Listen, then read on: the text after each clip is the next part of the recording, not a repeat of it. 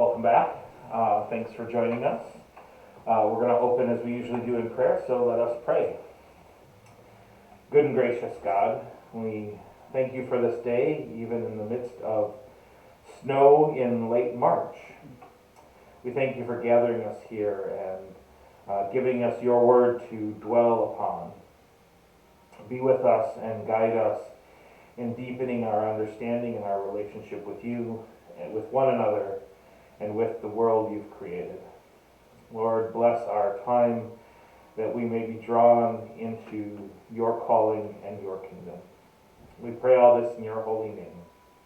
Amen. Amen. So I'm going to, we're on to our final speaker of the Friends. And we'll see in this last brief argument if there's anything left to be said. Who wants the shortest chapter in the book? I'll take it. Go for it. So that's 25, right? Yes. Then Bildad the Shuhite answered, Dominion and fear are with God. He makes peace in his high heaven. Is there any number to his armies? Upon whom does his light not arise? How then can man be righteous before God? How can he who is born of woman be clean? Behold, even the moon is not bright, and the stars are not clean in his sight. How much less man who is a maggot, and the son of man who is a worm? Wow. And that's it. So after all of this argument, what's their last ditch attempt? Job, you can't be righteous. Everybody sucks. Right. Exactly. Nobody is righteous before God. Right. Or it's simply that matter of comparison. I mean, if God's so great, it doesn't matter who you are. You can't live up to it. Even the stars are not bright compared to God. Right? I mean, that's the end of the argument. And interestingly, it's a place that we sometimes go in systematic theology when we're trying to come up with a consistent understanding, especially on this topic of theodicy. Why is there evil in the world? Why do bad things happen? Why do bad things happen to good people? We sometimes end up at this, well, that's because we're all sinners. That's often the Protestant approach to it. We're all sinners. Catholics have the concept of original sin. We're all born with it, so there's no escaping it. Well, that's what it says here. More or less, yeah. So now what do you do? Now we're all deserving of all these horrible punishments and everything that happens to Job, apparently. Boy, wouldn't that be terrible if that were true? And kind of problematic. Well, let's see what Job has to say. Unless there's anything else in that short section that stands out to anyone. I'll do it. Go for it. Then Job replied, How you have helped the powerless, how you have saved the arm that is feeble. What advice you have offered to one without wisdom, and what great insight you have displayed. Who has helped you utter these words, and whose spirit spoke from your mouth? The dead are in deep anguish, those beneath the waters and all that live in them. The realm of the dead is naked before God. Destruction lies uncovered. He spreads out the northern skies over empty space. He suspends the earth over nothing. He wraps up the waters in his clouds, yet the clouds do not burst under their weight. He covers the face of the full moon, spreading his clouds over it. He marks out the horizon on the face of the waters, for a boundary between light and darkness. The pillars of the heavens quake, aghast at his rebuke. By his power he churned up the sea. By his wisdom he cut Rahab to pieces. By his breath the skies became fair. His hand pierced the gliding serpent. And these are but the outer fringes of his works. How faint the whisper we hear of him. Who then can understand the thunder of his power? Not really an argument, right? Thank you. At the beginning of this, he sounds kind of sarcastic, doesn't he? What do you mean, sort of? Well, it all depends on how you interpret it. I mean, sarcasm is, I mean, that's the characteristic of sarcasm, that you can take it at its face value and it can hold true. And since these are written words, we don't know. Because he could be bowing to Bildad's wisdom, right? He could be saying, oh, you know what, you're right. Geez, thanks for helping me. I don't have any time. But I think it's pretty hard to believe that Right. he's saying that. Right. He's saying, you idiot. Who are you getting your information from? Right. But the interesting thing, though, is he's largely saying the same thing that Bildad is saying, right? God is so far beyond us. Yeah. Some of the things in here are intriguing. Like he talks about, where is it here? How the clouds hold, no, how they hold all the rain, all the water, and God keeps them. Where is that? 8, I think. Yeah, 8. Yeah. He binds up the waters in his thick clouds, and the cloud is not torn open by them. It's funny, I ran across this recently. A mathematician has calculated how much clouds weigh. You want to guess what the average weight of a cumulonimbus cloud is? The average weight of an average cumulonimbus cloud. Yes. Now, first of all, 100 ton. So that'd be 200,000 pounds. Yeah. If I'm remembering my figures correctly, the estimate is roughly 500 billion pounds. The average cumulonimbus cloud. Which is, I mean, if you think about that, those are floating over our head. 500 billion pound clouds. Water is dense. It is. And that's the intriguing thing, because of course we know enough about science now that it's density, not weight, that determines whether or not something floats or falls. I'm trying to make a word that is both there. But of course in their time they don't. So it is a miracle that all this water is restrained in the sky, right? This is unfathomable to them, especially when you think of those like really crazy storms where it either rains forever or you get those deluges that flash flood. When you see a big cloud bank come rolling over you, that's not an average nimbulous cloud.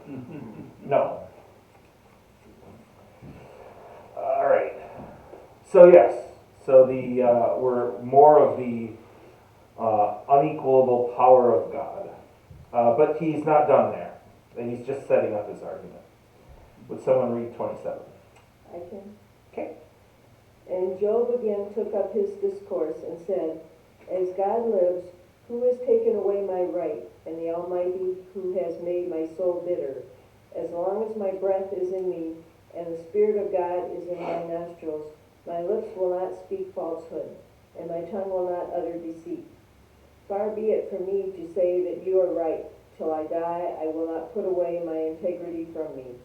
I hold fast my righteousness and will not let it go. My heart does not reproach me for any of my days. Let my enemy be as the wicked, and let him that rises up against me be as the unrighteous. For what is the hope of a godless when God cuts him off, when God takes away his life? Will God hear his cry when trouble comes upon him? Will he take delight in the Almighty? Will he call upon God at all times? I will teach you concerning the hand of God. What is the Almighty I will not conceal. Behold, all of you have seen it yourselves. Why then have you become altogether vain? This is the portion of a wicked man with God, and the heritage which oppressors receive from the Almighty. If his children are multiplied, is it for the sword, and his offspring have not enough to eat? Those who survive him the pestilence buries, and their widows make no lamentation. Though he heap up silver like dust, and pile up clothing like clay, he may pile it up, but the just will wear it, and the innocent will divide the silver. The house which he builds is like a spider's web, like a booth which a watchman makes. He goes to bed rich, but will do so no more. He opens his eyes, and his wealth is gone. Terrors overtake him like a flood. In the night a whirlwind carries him off. The east wind lifts him up, and he is gone. It sweeps him out of his place. It hurls him without pity. He flees from its power in headlong flight. It claps its hands at him and hisses at him from its place. Okay, thank you. So we have probably 3 different sections in here. He starts out proclaiming his rights, right? I mean, it's essentially He says he's perfect. his freedom to, well, not so much proclaiming that he's perfect, but that he's going to hold on to what he believes. In other words, his friends have not made any compelling arguments. Right, he's saying that what you say about me having sinned is just not true. Mm-hmm. Which is what So he's I'm not perfect. doing.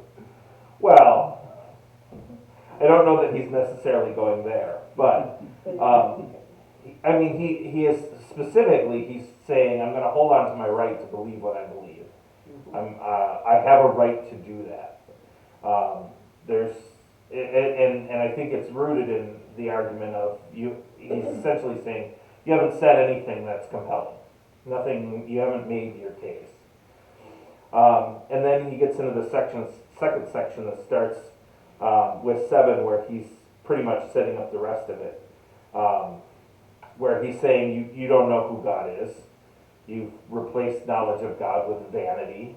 So you elevate yourselves, your own wisdom, right? You've studied what other wise people have said, or what other people who are claimed to be wise have said, and you're just regurgitating it. But you're setting yourselves up as wise, and that's just vanity. But let me tell you who God is.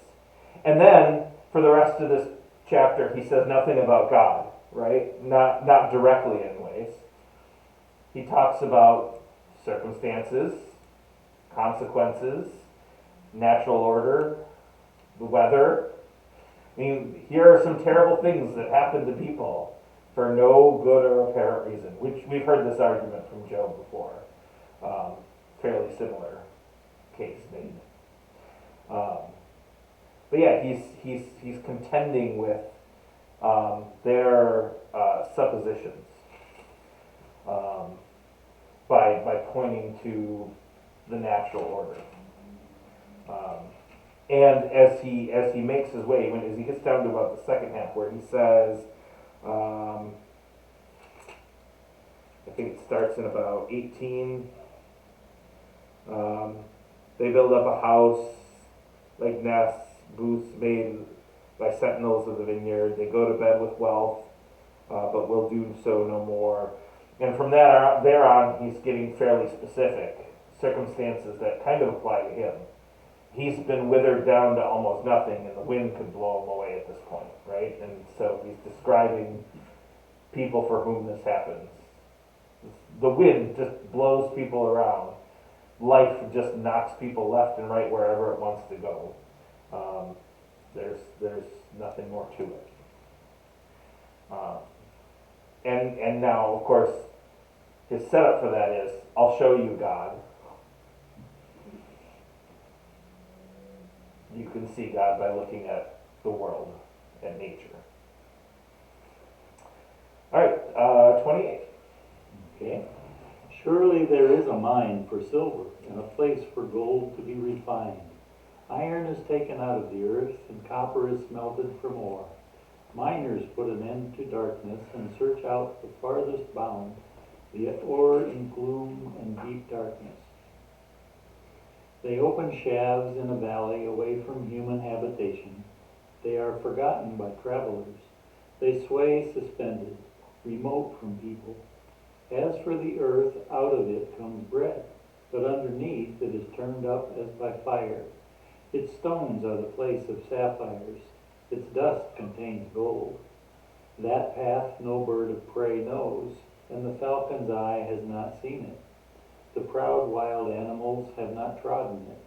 The lion has not passed over it. They put their hand to the flinty rock and overturn mountains by the roots. They cut out channels in the rocks, and their eyes see every precious thing. The sources of the rivers they probe. Hidden things they bring to light. But where shall wisdom be found, and where is the place of understanding? Mortals do not know the way to it, and it is not found in the land of the living. The deep says, it is not in me. The sea says, it is not with me. It cannot be gotten for gold. Silver cannot be weighed out as its price. It cannot be valued in the gold of Ophir, in precious onyx or sapphire. Gold and glass cannot equal it, nor can it be exchanged for jewels of fine gold. No mention shall be made of coral or of crystal. The price of wisdom is above pearls. The chrysolite of Ethiopia cannot compare with it, nor can it be valued in pure gold. Where then does wisdom come from? Where is the place of understanding? It is hidden from the eyes of all living and concealed from the birds of the air. Abaddon and Death say, we have heard a rumor of it with our ears. God understands the way to it, and he knows its place. For he looks to the ends of the earth, and he sees everything under the heavens. When he gave to the wind its weight, and apportioned out the waters by measure, when he made a decree for the rain, and a way for the thunderbolt, then he saw it, and declared it. He established it, and searched it out. And he said to humankind, truly the fear of the Lord, that is wisdom, and to depart from evil is understanding. Okay. Sounds almost like an ending, doesn't it? I mean, we finally get to this. We get this sort of weird setup in this chapter, where he starts talking about mining and what can be mined out of the earth, right? Which seems kind of random and out of place. Talks about how bread grows out of the earth, but this other stuff is found in it. And then he has this brief passage where he talks about how the birds don't go down there. But human beings do. They go down and they mine it out. And then all of a sudden he switches, but where is wisdom to be found? And wisdom in Hebrew has a feminine gender, so it's actually kind of interesting. A lot of these its that we read are written as she or her. But the context here is sort of the idea that he's setting up sort of the idea that wisdom is as hard to find as minerals of the earth, that which is buried. Nature itself doesn't even seem to go there. There's also a little bit of a play on their understanding of the world. So in many of the early religions, the world is divided into three areas. There is the world you live in, the middle plane, whatever. And then there is the Oronic, which is the sky, and the Chthonic, which is beneath the earth. And so we get this in Greek religion, we get this in Christianity with heaven, earth, and hell, right? There's this pattern that humanity sort of perpetuates. For most of the early religions, including for the Israelites, the three layers are the world that you live in, Sheol, which is beneath the earth, that's your chthonic realm, that's the realm of the dead. That's where all the dead go. And then heaven, which is the domain of God and the divine beings. And in reality, we get this in a lot of other ancient religions. So in Greek and Roman mythology, well, in Greek you get Mount Olympus, which is up high. It is up among the clouds, and only the gods are there. Well, and the Titans, and maybe some of the children of the gods. Anyway, but then you have Hades, which is beneath the earth. You also get the kingdom of Poseidon, but that seems to be more or less. That's because they had a heavy sea culture, so they add a second underground place under the water. But and the realm of all of the dead is Hades. So if you read Greek mythology or Roman mythology, and you hear about all the mythological stories of how they go to retrieve the dead, they never talk about, well, which dead place do we got to go to? Because was this a good person or a bad person, right? They always have to go retrieve them from Hades, because that's where all the dead go. And so for this, there's that sort of same culture. There's something about the characteristic of mining in the earth that is sort of digging among the dead. There's something unnatural about it. And there's something being highlighted here in this idea that it's a place where none of the birds go. And he hints at it a little further later when he starts to ask, well, where do you find wisdom? It's obscure, it's hard to find. He's almost suggesting wisdom itself is an unnatural thing. And then he has to go to the point of saying, where do we get wisdom from? It comes directly from God. So is he making a comparison to the fact that humans mine, find gems, refine chemicals into structures? Is he equating that with wisdom? I think so. He doesn't make as direct of a comparison as he has in others. It's intellect. In the concept that it is hidden, that it is hard to find, he's definitely playing off of those ideas. I think he's also alluding to the idea that we sort of create structures out of it. We craft our wisdom. But his idea of wisdom, because he's contending with this crafted wisdom, this tradition of wisdom, is that you can't just go mine for it. You can't dig through the past to find wisdom. There's only one source of wisdom, and that's where he ends this chapter. And he says, God understands the way to her, and he knows her place. For he looks to the ends of the earth and sees everything under the heavens.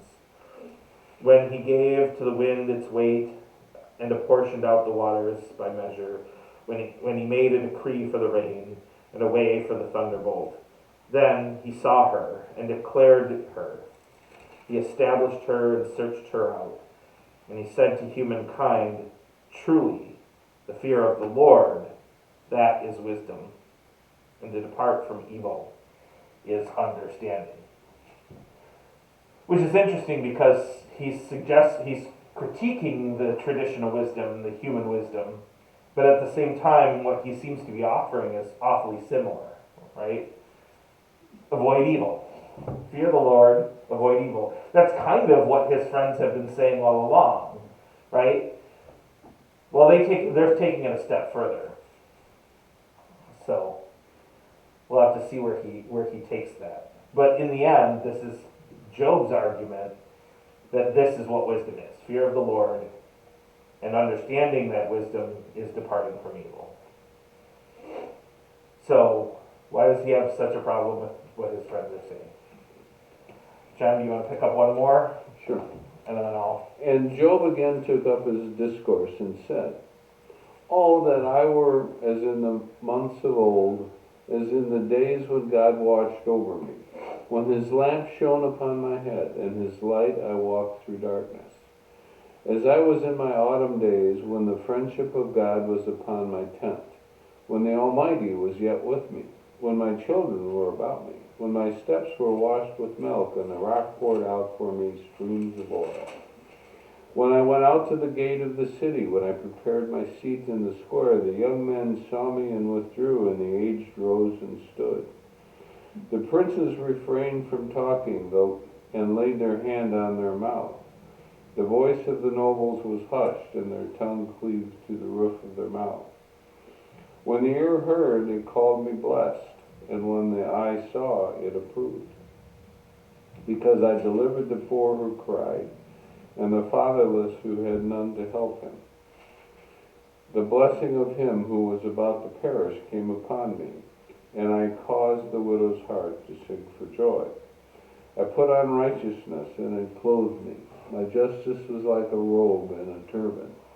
I was eyes to the blind and feet to the lame. I was a father to the poor, and I searched out the cause of him who I did not know. I broke the fangs of the unrighteous and made him drop his prey from his teeth. Then I thought, I shall die in my nest, and I shall multiply my days as the sand. My roots spread out to the waters, with the dew all night on my branches. My glory fresh with me, and my bow ever new in my hand.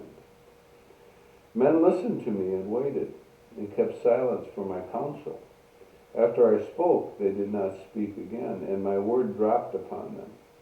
They waited for me as for the rain, and they opened their mouths as for the spring rain. I smiled on them when they had no confidence, and the light of my countenance they did not cast down. I chose their way and sat as chief, and I dwelt like a king among his troops, like one who comforts mourners. Okay. Now he's really lifting himself up. Now he's saying how good of a person he is. Or at least he's lamenting the life that he once had, right? Mm-hmm. I love verse 22. After I spoke, they did not speak again, and my words dropped upon them.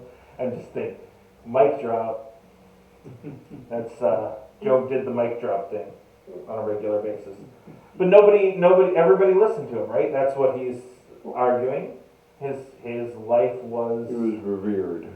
He was revered, he was respected, he was honored. And for a moment in the middle, he sort of justifies that. He's not just a wealthy person that people are sucking up to. He put on righteousness. He blessed the wretched. He caused the widow's hearts to sing. He served his eyes for the blind, his feet for the lame. He was the father to the needy. He championed the cause of the stranger. He broke the fangs of the unrighteous. And so, I mean, he's not only had the respect, but he deserved it, right? He did the right things in life. He was respected and just.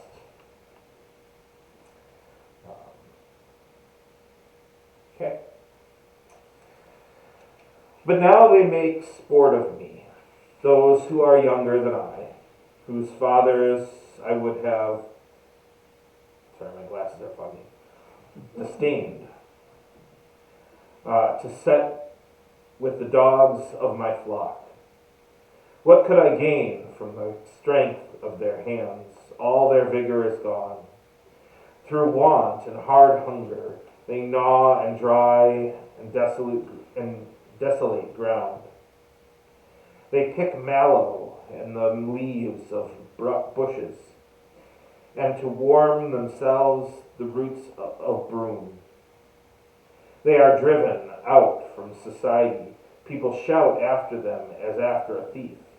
In the gullies of the wadis they must live, in holes in the ground and in the rocks.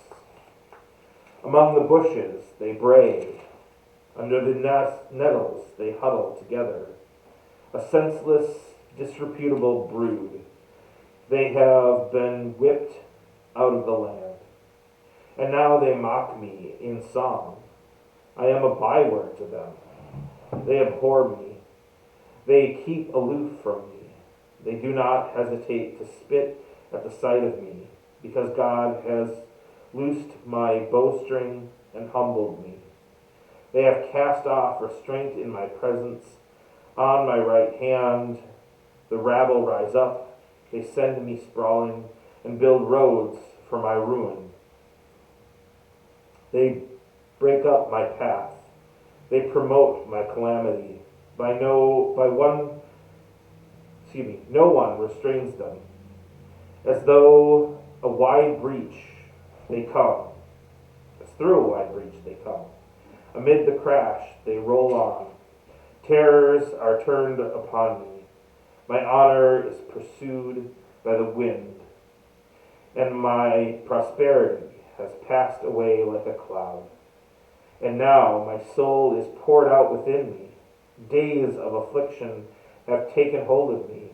The night racks my bones, and the pain that gnaws me takes no rest. With violence he seizes my garments. He grasps me by the collar of my tunic. He has cast me into the mire, and I have become like dust and ashes. I cry to you, and you do not answer me. I stand, and you merely look at me. You have turned cruel to me. With the might of your hand, you persecute me. You lift me up on the wind.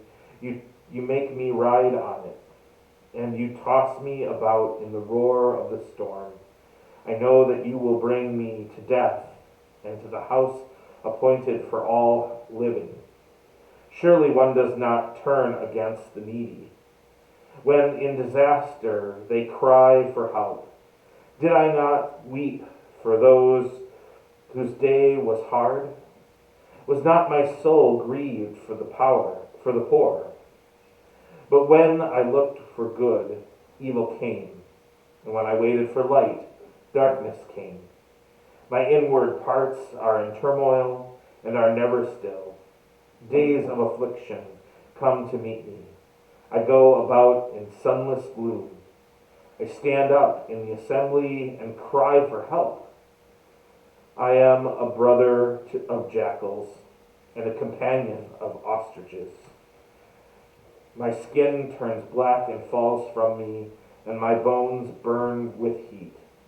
My lyre is turned to mourning, and my pipe in the voice of those who weep.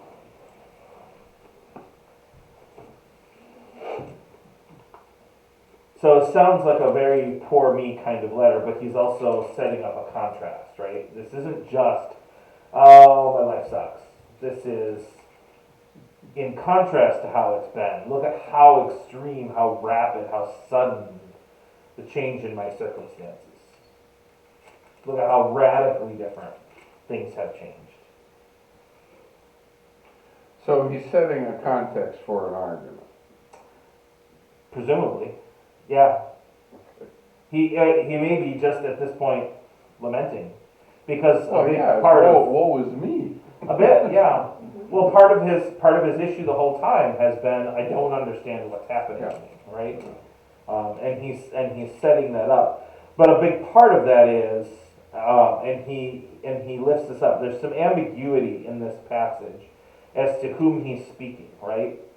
So we could hear his words as being regarding his friends. Look at how you're treating me with all that's happening to me, right? And actually, I have to look at the Hebrew and see where he gets into the use here in like 21, 22, and see if it's plural or singular. And even if it's plural, that wouldn't tell us the answer, because God is sometimes referred to in the plural. He could. That's the other alternative. He could be speaking to God. You have turned cruel to me, God. With the might of your hand, you persecute me. You lift me up on the wind, and you make me ride on it and toss me about in the roar of the storm. And I know you will bring me to death. Right? Those passages sound a little bit more like he's calling out God, right, or acknowledging his understanding of what God is doing, or his perception of it. Whereas a lot of the rest of this, he's talking about how people who respected him now not only don't respect him, but they completely disregard him. They make fun of him, they criticize him, they insult him. He has not just a lack of respect, but disrespect, right? But that's not really an argument for what his friends are telling him. He's just stating the facts of where he is in life. To a point, but he's also regarding what his friends are doing as being disrespectful. I mean, he's also saying that other people in the world don't show him respect and even disrespect him, although in the context of the story, he hasn't left his tent, so he hasn't really run into anyone else yet. I don't know that the author's making a conscious awareness of that issue, but what his friends are saying in describing Job as needing to repent of having done something, must have done something wrong. He takes that as disrespect. He's said that before. He's come right out and said, "Look, you're mean." I mean, some of the stuff like where does it say? In the gullies of the wadis they must live, the holes in the ground and the rocks. Among the bushes they bray. I mean, he's calling them jackasses. Literally.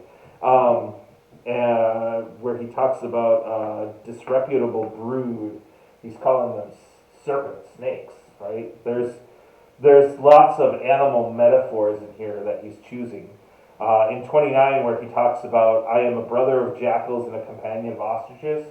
Jackals and ostriches live in the most barren places in the world, out in deserts and very dry lands.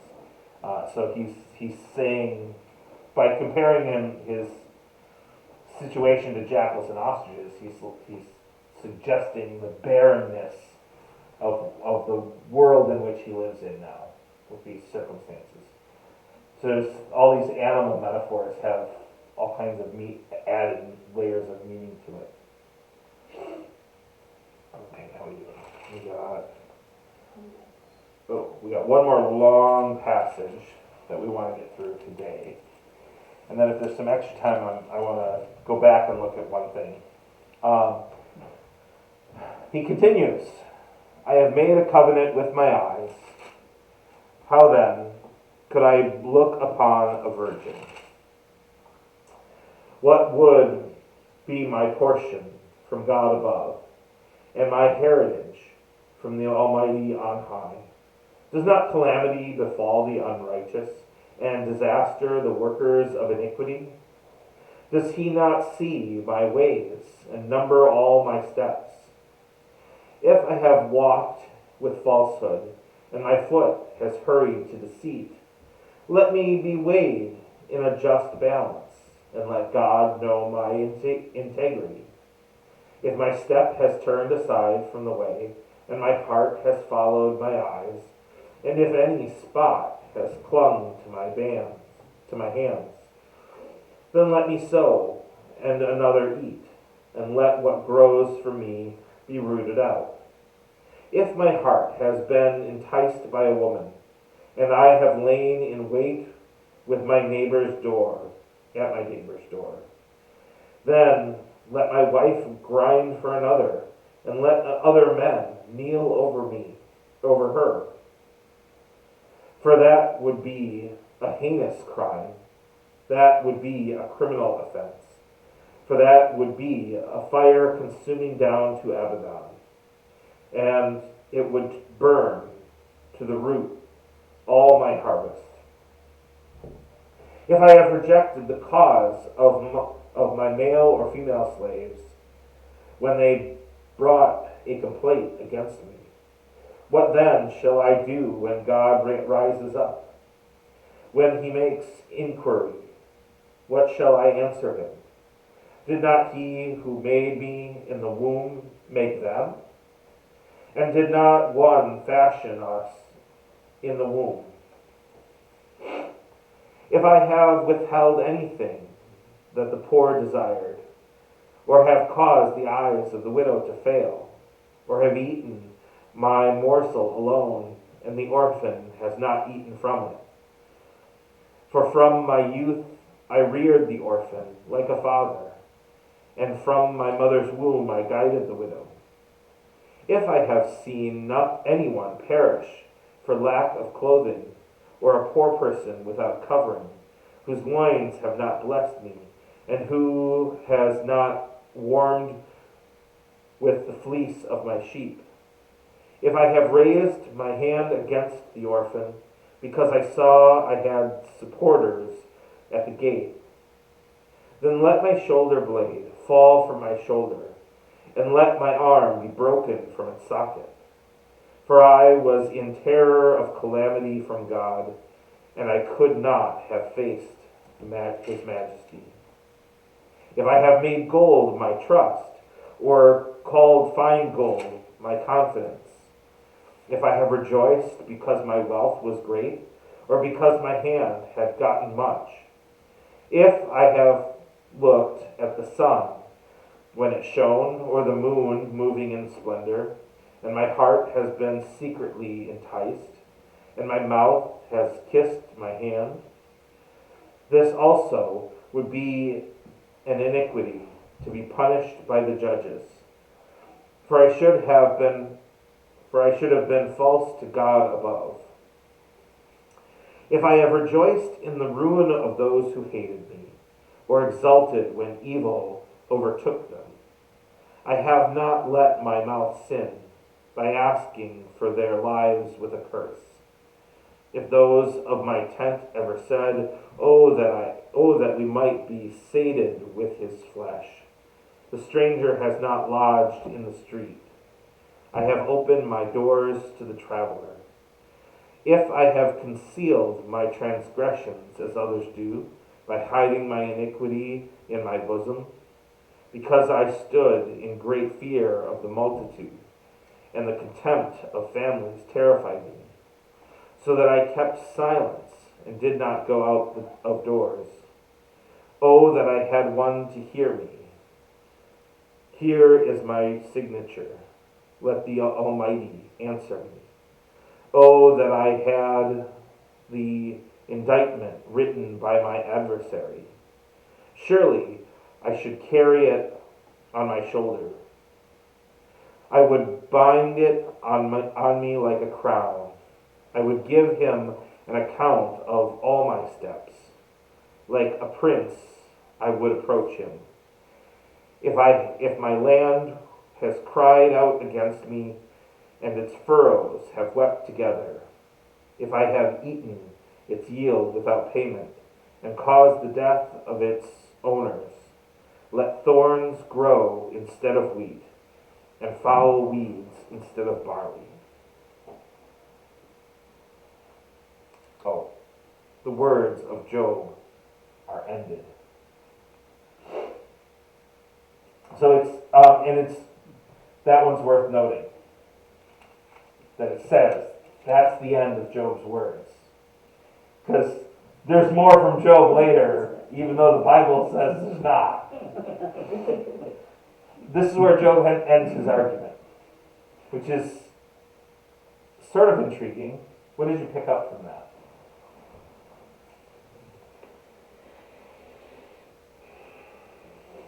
There's a lot of ifs in there.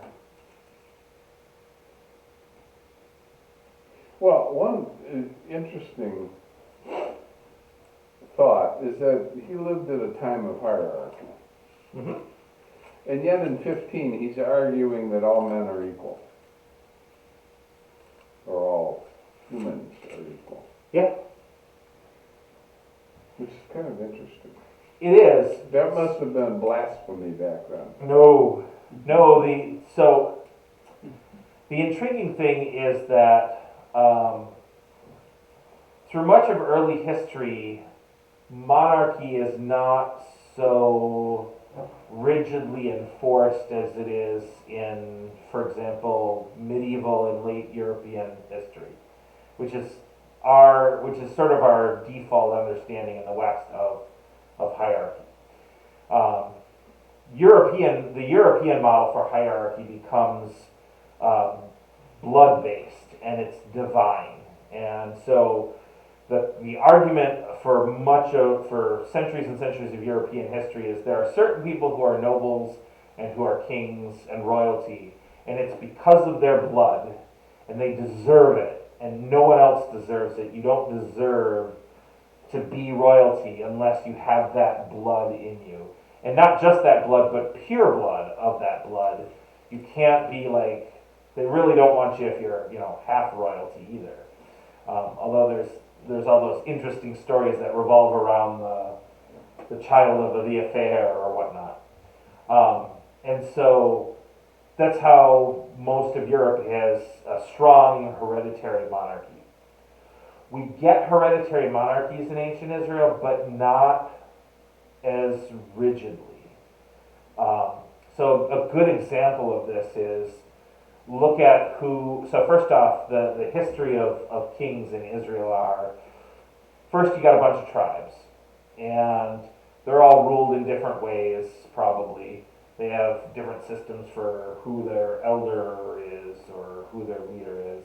And when there needs to be some kind of unified work together, they have momentary leaders called judges who rise up, do what needs to be done, and then their power is stripped away.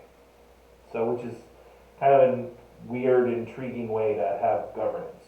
And that's the period of Judges, which is early Israelite history. Then the people start demanding a king because they look at the kingdoms around them and say, hey, look what they're doing. They're building monuments and cities and capitals and palaces and all these wonderful things. We want a king. And God, at least in Scripture, God says, no, you don't want that. Right? And they say, no, God, we do want that. And God says, no, you really don't want that. Let me tell you, all kinds of horrible things happen when you have a king. And the people say, no, really, God, we want that. And so God says, fine. All right, you get to deal with the consequences. And who's the first king of Israel? Saul. Some guy, we know almost nothing about him. There's just some guy, they made him king. He doesn't last very long. He loses his kingdom to David, who has no relation to Saul whatsoever. Who's David? He's the youngest son of a shepherd, who's, again, basically a nobody. So David becomes king, and he gets to be the king out of the blue for no apparent reason. Now, David does have a lineage. Solomon takes over after he dies, and that's his son, which is intriguing because Solomon becoming king is kind of controversial because Solomon is Bathsheba's son, but not the first one, not the one from the inappropriate affair. That one died. This is the second son that he had with her. Anyway, But going further back. but she's a foreigner, and she worships a different god, and so the idea of Solomon becoming king is already problematic. And that's it. I mean, Solomon's son takes over in southern Israel, but the kingdom is divided in two after that. So the hereditary lineage in Israel lasts at most 3 generations. And then after that, it's not clear that the kings are related to each other at all. In Jewish history,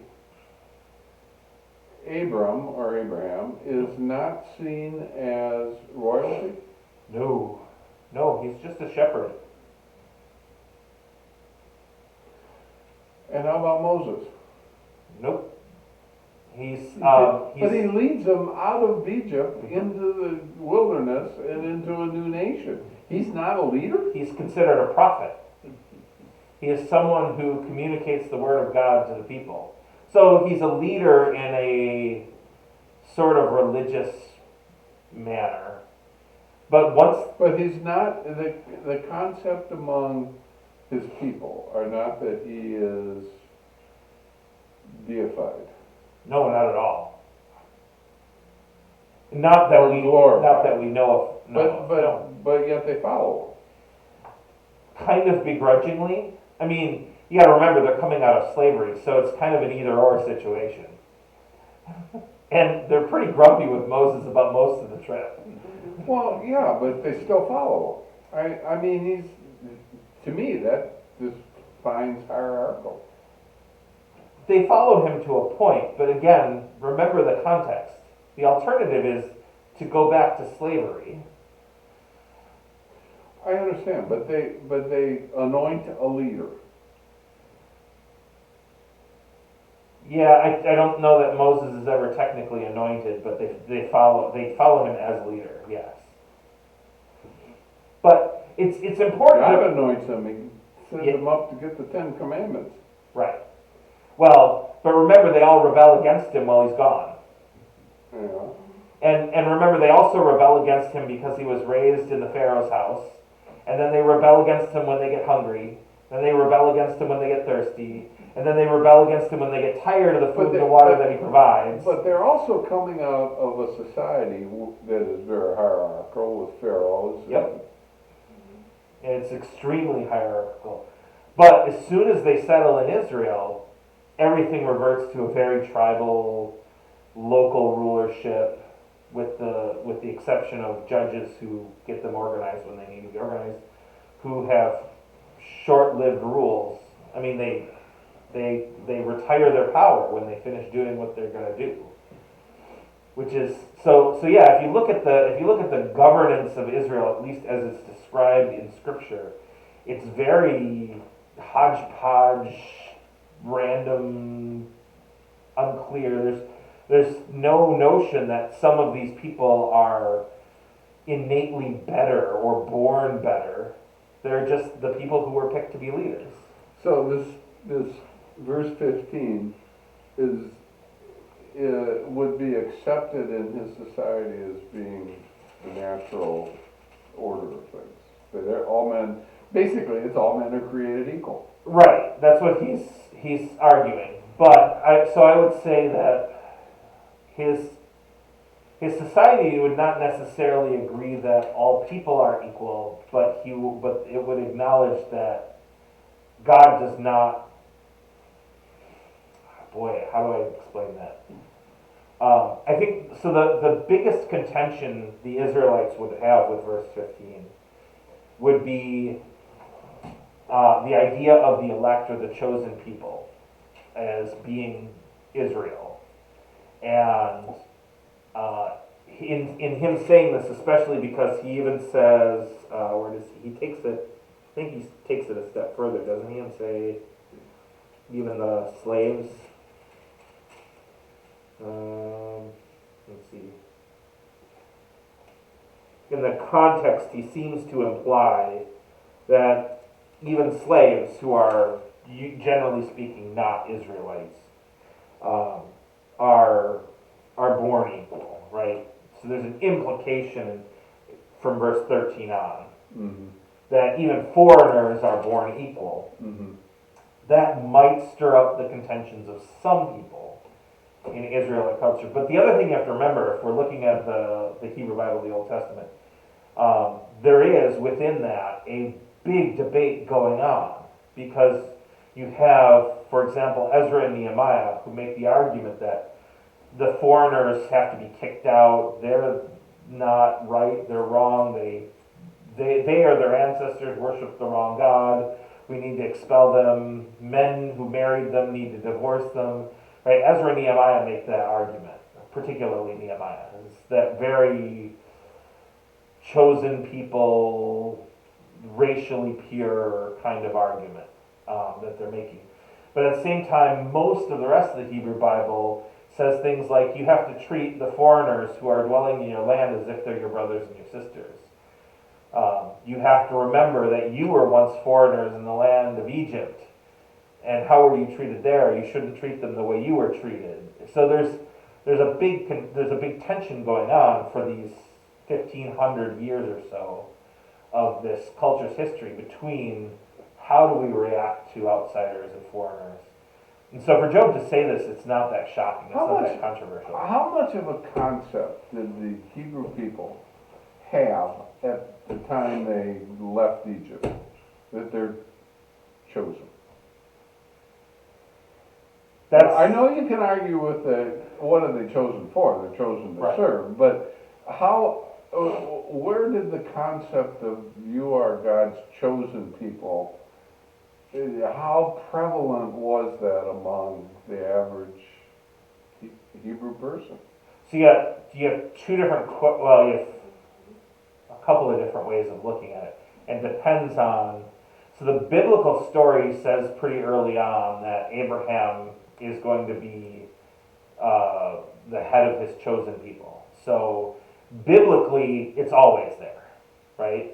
Now, there's some ambiguity between the end of Genesis and the beginning of Exodus that maybe some things have been forgotten and lost because there's like 400 years that they're in slavery in Egypt, and even the Pharaoh forgot who Joseph was and all of that. So there's that window that we're like, we don't really know at the time of the Exodus how much of the culture had been preserved, how much the people knew and understand of their religion and the faith. Something was preserved, but how much we don't know. Right? In fact, Moses needs to go to Jethro to learn about God. So there's all kinds of uncertainty, ambiguity there. But otherwise, the biblical story, makes it pretty clear that these have always been God's chosen people. Does the historical story tell the same thing? And that's a lot more complex because you have two historical theories which could both be true.